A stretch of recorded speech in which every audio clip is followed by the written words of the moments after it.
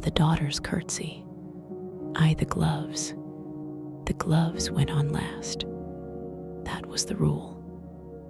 Alina had learned it from the booklet.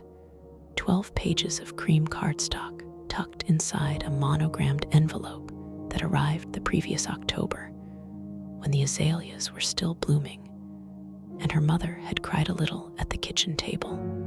The good kind of crying. The kind that meant something was being fulfilled. White kid leather, elbow length.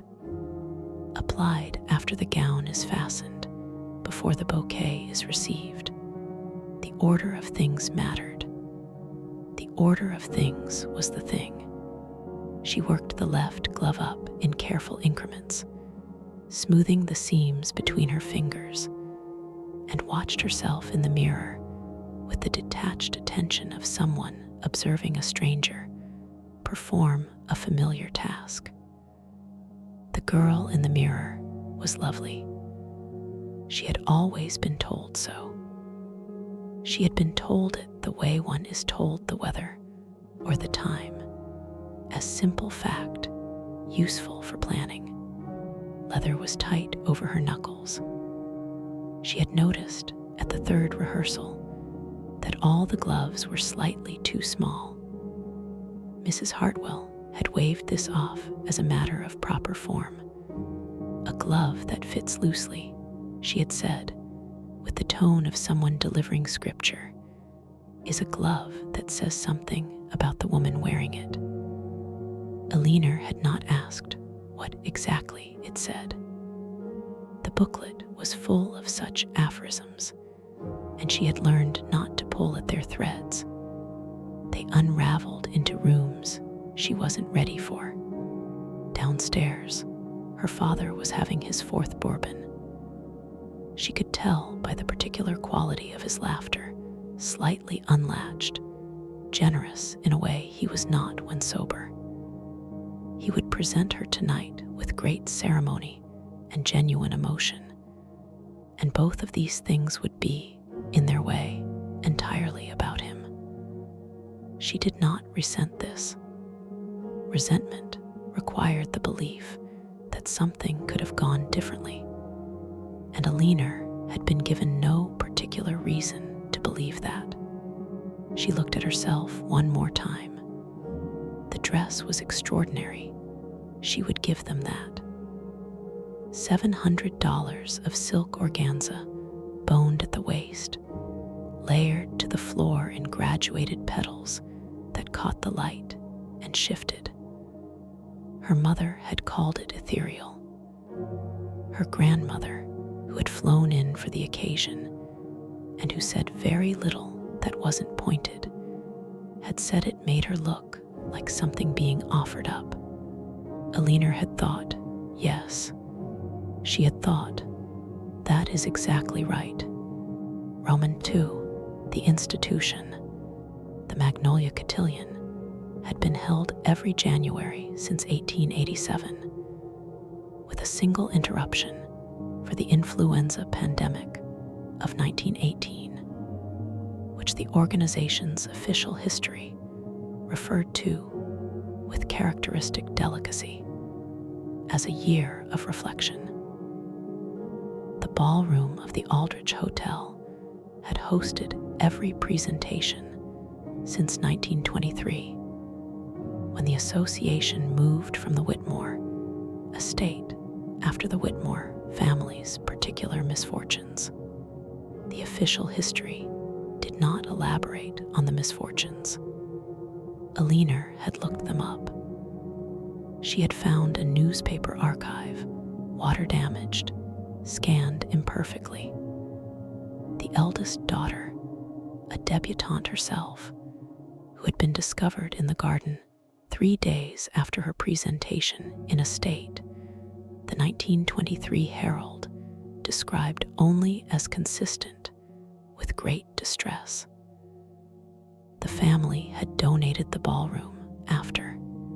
A plaque near the cloakroom bore the Whitmore name in brass, and Alina had pressed her finger to it once and felt nothing, and then felt something she couldn't name and taken her hand away. 137 years of daughters in white dresses offered to a room.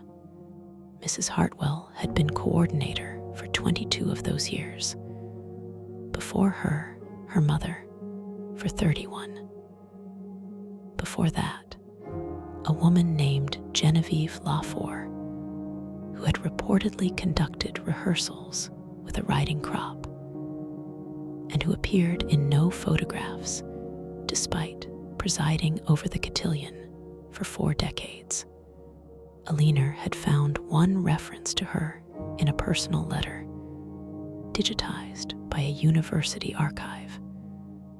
Genevieve does not age in the usual way, the letter read, from a debutante class of 1954. We have begun to suspect she was always old and only pretended otherwise to comfort us. The Aldrich ballroom was cream and gold, with a ceiling that arched 30 feet overhead and was painted with the allegory of the 4 seasons. Spring was a woman scattering blossoms. Summer was a woman bearing wheat. Autumn was a woman with her arms full of dark fruit, her face turned away. Winter was not a woman. Winter was a door, closed, with light coming through the seam at the bottom, though Alina had never been able to determine what was on the other side. She had spent a great deal of time over the past months staring at that ceiling. Roman 3, the rehearsals. They had begun in October. On the first cold Saturday, 12 girls in the Aldrich ballroom in their ordinary clothes, jeans and boots, and the particular armor of adolescence, standing in a loose cluster, while Mrs. Hartwell observed them with the expression of a restorer examining paintings that had arrived in uncertain condition. The rehearsals followed a structure so precise it felt less organized than grown, as if it had simply always existed in this form, and Mrs. Hartwell merely conducted it the way a river conducts water. Posture first, then the walk, not a walk, Mrs. Hartwell corrected endlessly. A procession, there is a difference. The difference is interior.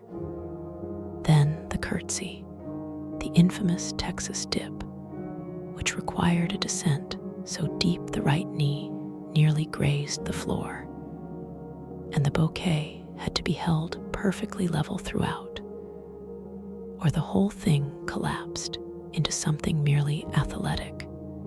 Mrs. Hartwell had demonstrated it herself once at the October rehearsal, and Alina had been struck dumb by the sight of her. This woman of 60-something in wool crepe, descending without apparent effort into that position of total supplication, and rising from it with the absolute composure of someone who had long ago made peace with the gesture's meaning. "You are not performing," she had said. "You are simply being seen as you truly are." By November, Alina had begun to dream about the curtsy. In the dreams, it was different. In the dreams, the descent continued past the point where the knee should have met the floor, continued down through the parquet, down through the old foundations of the Aldrich, down through the clay and the cold, and whatever was below the clay. She never reached the bottom, only fell in the white dress with the bouquet perfectly level, her face arranged in the correct expression, composed, joyful, available. She had mentioned this to Margox, who had become, in the compressed intimacy of the rehearsal months, something close to a friend. Margox had said, "I dream about the flowers." "What about them?" "That they're not cut," she said, "that they're growing from me through the dress." A pause. "They come out of my mouth at the end. That's when I know I'm the May Queen." Alina had looked at her. "It's from a film," Margox said, which Alina knew. But she also understood that Margox was not really talking about a film. Roman 4, the old book. Alina's grandmother had given her a book the week before the ball. Thin, cloth-bound, the title stamped in gilt that had mostly flaked away. The Lady's Book of Etiquette and Manual of Politeness, Florence Hartley, 1860. "My grandmother gave it to my mother," she said, "and my mother gave it to me, and so on." Alina turned the pages carefully. The paper was the color of old teeth. "True politeness," Hartley wrote, "comes from a kindly heart." And then, a few pages on, "A lady will enter a room as though the room has been waiting for her, not with arrogance, but with the understanding that she is completing something that was incomplete without her." And later, a passage Alina read 3 times, then went back to read again in the small hours of the morning before the ball. The young woman who enters society does not leave herself behind. She expands. She becomes, in the act of presentation, something larger than she was, not because society enlarges her, but because the ritual of being seen calls forth what was latent. Do not be afraid of what is called forth. It was always in you. The dress does not create it. The dress only makes it visible. She had pressed her thumb against the word visible and held it there, in the margin, in pencil so faint it was almost imagined. Someone from a previous generation had written 2 words, or edible, v. the ballroom. The ballroom was a consensus hallucination. That was the only way Alina could think of it as she descended the staircase. 42 girls in white, their fathers beside them like ceremonial guards. The room organized around a single agreed-upon fiction. That this moment meant what everyone pretended it meant. That it was a beginning. That she was, as the program stated in silver ink, being introduced. To what exactly, she had never been able to determine. The society of people who already knew her name. The institution of marriage, though no one said so anymore. The long corridor of expectation she would spend the rest of her life walking. The thing that waited at the end of the corridor that the booklet did not discuss. She stood at the top of the staircase with her father's arm under her hand and surveyed the room from above, which was the only honest vantage point. All the white dresses below her, like a field of something just cut, and the hundreds of faces turned upward, pale and luminous with anticipation, and the chandeliers throwing their gold across everything, and the smell of the room rising toward her, gardenias and bourbon and powder, and underneath it something else, something older and darker, ferric, almost biological, as if the aldrich had a body and the body was breathing. Her father said quietly, "You ready, sweetheart?" She said, "Yes," because the answer was yes, and also because the answer was something far more complicated that did not fit in the space available. Romans 6, the dance. Between the presentation and the dinner seating, there was dancing. This was traditional. The debutantes waltzed first with their fathers, then with their assigned escorts, boys from 3 approved schools who had attended their own rehearsals and had the vaguely shellacked look of people doing their professional best with material they did not fully understand. Elinor's escort was named Carter. He was kind and dull in approximately equal measure, which she had decided, after 5 months of rehearsal, was probably the point. She danced. She was good at it by now. The months had made her body fluent in this particular language, and she felt herself moving through the steps with the eerie ease of automaticity, her conscious mind floating slightly above the physical event, watching from a short distance.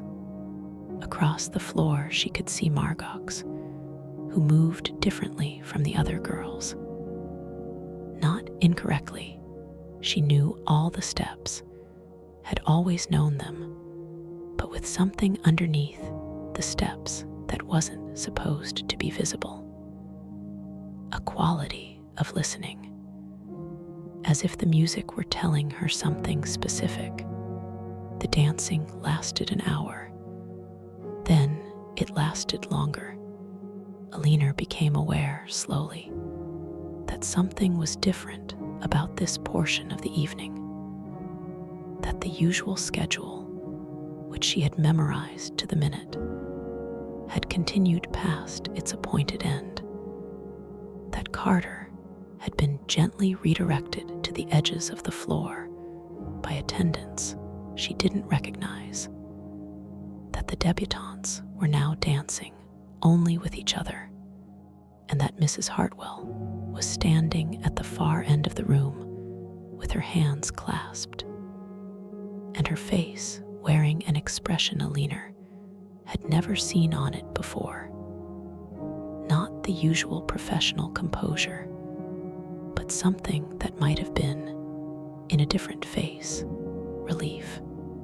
One by one, the girls began to tire, not dramatically, not with complaint or collapse, simply diminishment, a gradual surrender to the body's limits, a slowing, and then a stopping, and the stopped girls moved to the edges of the floor without quite knowing why, and the dancing continued, and the room watched. Elinor did not stop. She did not think about not stopping. She simply did not stop. The music moved through her like water through a channel that was exactly the right size, and her body followed it. And the floor cleared around her in increments she registered only dimly. And at some point, she understood that the gardenias in the arrangements near the doors were releasing their scent with unusual force, sweetly chemical, almost anesthetic, and that the faces of the watching crowd had settled into an expression she recognized from somewhere and could not immediately place. And then, with a lurch of vertigo that she absorbed without breaking her step, she placed it. It was the same expression on the faces of the Harga in the clearing, when the last dancer fell and the one who remained understood what she had won. She danced. The room watched her dance. Margox had stopped 7 minutes before her. She stood at the edge of the floor with her bouquet at her side, and her face carrying that quality of stillness, the kind that was not peace, but rage at extraordinary tension. And she watched Elinor with an expression that was not envy and not relief, but something that recognized itself across a room. Something that said, "I know what is happening to you, and I could not save you, and I would not have wanted to." Romans 7, The Crown. Mrs. Hartwell walked to the center of the floor. The music stopped. The room was very quiet. 41 white dresses at the edges, watching.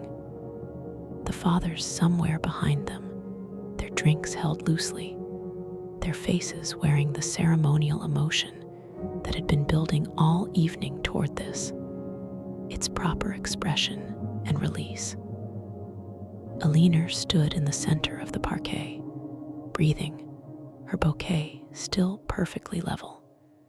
The silk organza of her dress dark at the waist with exertion. The kid leather of her gloves pressing her hands into the shape of hands. Mrs. Hartwell was holding something.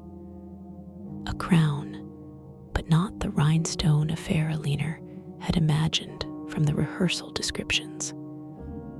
This was flowers, a dense circlet of gardenias and white peonies, and something she didn't recognize, something with small pale berries nestled between the blooms, the whole construction massive and fragrant, and slightly wrong in a way she couldn't immediately articulate, as if the flowers were not arranged, but arranged around something, as if they were decorating a fact rather than creating one. She thought of the description she'd read once of a midsummer crown, 10,000 flowers. This was not 10,000, but it was heavier than it should have been. Mrs. Hartwell placed it on her head. The room erupted applause. The genuine kind, not the polite kind. Applause with something animal in it. Something released. And Alina stood in the center of it and felt the crown's weight settle onto her skull and thought of the word her grandmother had used, looking at the dress. Offered up. Offered to what? She looked up at the painted ceiling. Spring with her blossoms, summer with her wheat, autumn with her dark fruit, face averted, winter's closed door. She looked at the door, the light through the seam. Roman 8, the garden. Afterward, after the dinner, after the toasts, after Carter had danced with her again, with his good-natured, careful hands, and said congratulations. You were incredible, in a tone that meant he had watched and not seen. She went to the garden because she needed to be in the cold, because the ballroom had become a pressure she could only sustain for so long. The fountain was Neptune. He held his trident with proprietary calm, water sheeting off his marble shoulders in the January cold, and freezing in long, translucent ribbons along the basin's edge, so that he appeared to be emerging from a structure of ice. Alina stood before him in her coat, draped over the gown, wholly inadequate, and held her bouquet and looked at his face, which was not cruel and not kind, but simply old, which was, she was beginning to understand, worse. Margaux came out 10 minutes later. She'd found a blanket somewhere and had it wrapped around her shoulders, and she moved without ceremony to the bench beside the fountain and sat down and looked at Alina with the direct, exhausted regard of someone who was no longer performing for anyone. Tell me what it felt like, Margaux said. Alina considered this carefully. Like the room was taking something, she said, but gently, way you take from someone who doesn't know they're giving. Margox nodded, as if this confirmed something she had expected.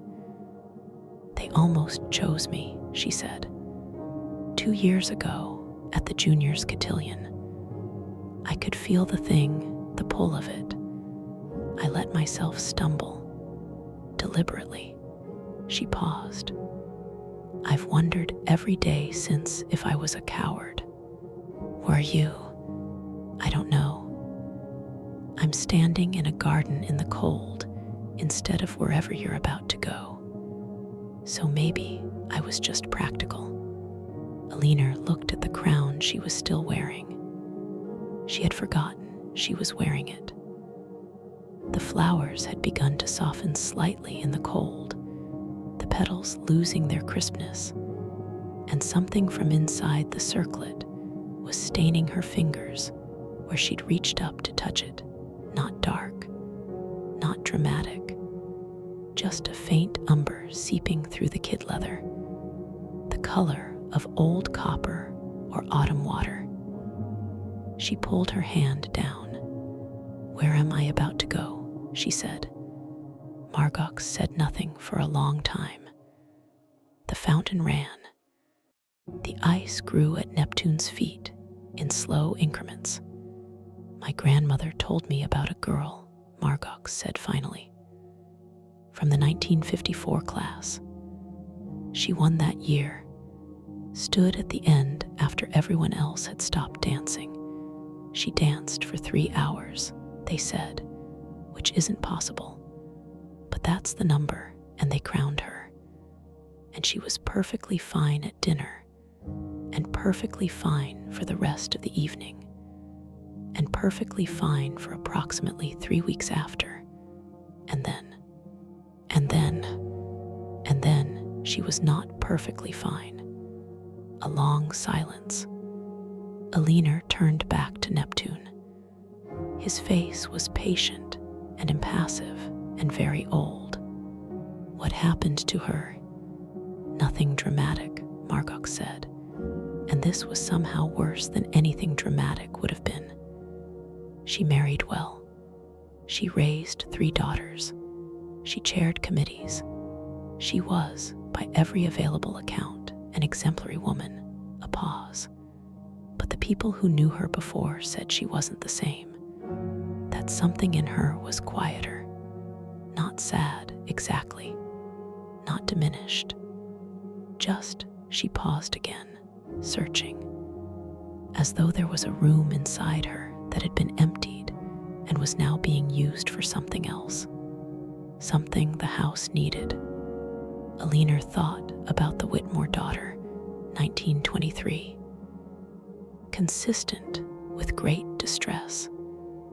The donation of the ballroom, the brass plaque, the 137 years of daughters. She thought about the passage in the margins of the old book, or edible. She thought about her grandmother's face when she'd placed the book in her hands. Not pride exactly, or not only pride. Something more complicated. Something that might have been apology. Something that might have been I am sorry, and I did it anyway because it was done to me, and I survived, and I wanted this for you, and I'm not sure anymore what wanting this means. The Whitmore girl, Alina said. In 1923. Yes, Margox's voice was careful. She left first. The others who left early, the ones who stumbled or stopped or found reasons to miss the dancing, they were fine. Ordinary fine. Disappointing to their mothers fine. And the ones who were crowned were fine in a different way. A pause. The house is full of them, Alina. The ones who were crowned. They're everywhere you look. They're the ones who run the committees and chair the boards and make everything function. They're the ones who are useful. The word landed in Alina's chest, like something dropped from height. "Useful to what?" she said. The fountain ran. "To what was always here," Margot said. "Before the hotel and before the cotillion and before Florence, Hartley put a name to it and made it legible." She pulled the blanket tighter. "Things like this are very old. The dress just makes it visible." She paused. "Or edible," she said quietly. And Alina understood that she had read the book too, or that some version of it had come to her through her own grandmother. That the marginalia was not a single woman's comment, but a continuous annotation, passed down through the chain of girls and women and gloves. A message handed from hand to hand across the generations. "This is what is happening to you." Roman 9, what was called forth. Alina went back inside. The ballroom was quieter now. Dinner was done. The evening winding toward its formal close. The older guests beginning the slow ceremonial drift toward coats and cars. The chandeliers had been dimmed slightly. The flowers in the arrangements had begun to droop in the heat of the room, heads bowing, petals releasing, and the floor beneath them was scattered with small white debris. The debutantes stood in clusters in their white dresses and their loosened hair, tired and gilded and young, and their mothers moved among them with the attention of people tending something they had invested enormously in, and could not quite believe had survived the night. Her father found her near the Whitmore plaque. He was on what she estimated was his 6th drink, and had arrived at the large, oceanic tenderness that was the destination of all his drinking, the place he was always going toward, where he loved her without the interference of his own requirements. "My girl," he said, and his voice did something complicated. She let him embrace her. She could feel the weight of the crown still on her head, heavier now than when it was placed, as if it had been absorbing something through the evening, as if the flowers were growing rather than dying. "How do you feel?" he asked. She thought about Margot's. The room emptied of its former occupant and repurposed for the house's needs. The 137 years of daughters, the thing that was very old and had been here before the building and would be here after it, and simply used the building, the ceremony, the white dresses, the gloves, the hours of rehearsal in posture and poise, and the absolute composure with which one descends toward the floor and rises from it. Used all of it the way a body uses a structure, the way a vine uses a wall. She thought about the word vessel. She thought about the girl in the film, standing in the circle of watching faces with the flowers on her head, and her face full of something that looked, at first, like joy.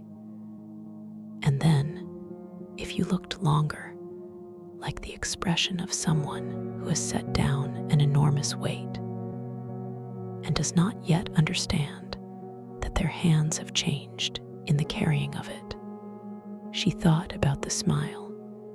"I feel different," she said, and this was true, and she was not afraid of it, which was either a sign that she had made peace with something, or a sign that what had taken up residence in the emptied room was already changing the quality of her fear, tuning it to a different frequency, making it useful.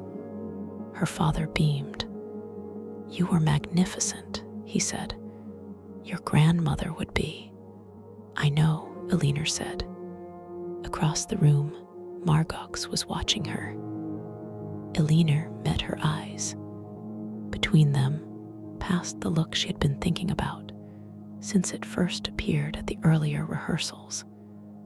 The look of two people who understand simultaneously that they are inside a story written before they were born, that the understanding changes nothing about the participation and also changes everything, that there is a difference between these two statements, and that the difference is the only freedom available here, and that it is very small, and that it is real.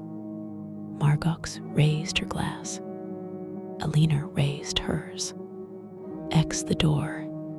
She looked up one more time at the painted ceiling before the evening was declared closed, and the chandeliers went down to their final, warm diminishment.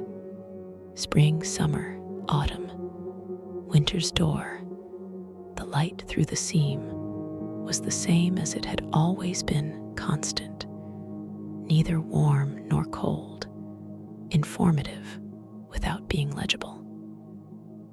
She had spent months trying to determine what was on the other side, and now she understood, with the calm clarity of something that had been settling toward her through a long fall, that she would find out, that she had been finding out all along, that the door was not ahead of her, but beneath her, underfoot, and she had been descending toward it through the choreographed months, through the posture and the curtsy and the gloves that were slightly too small, through the dancing and the crown and the umber stain on the leather of her fingers, that this was what introduction meant, that this was what all introductions meant.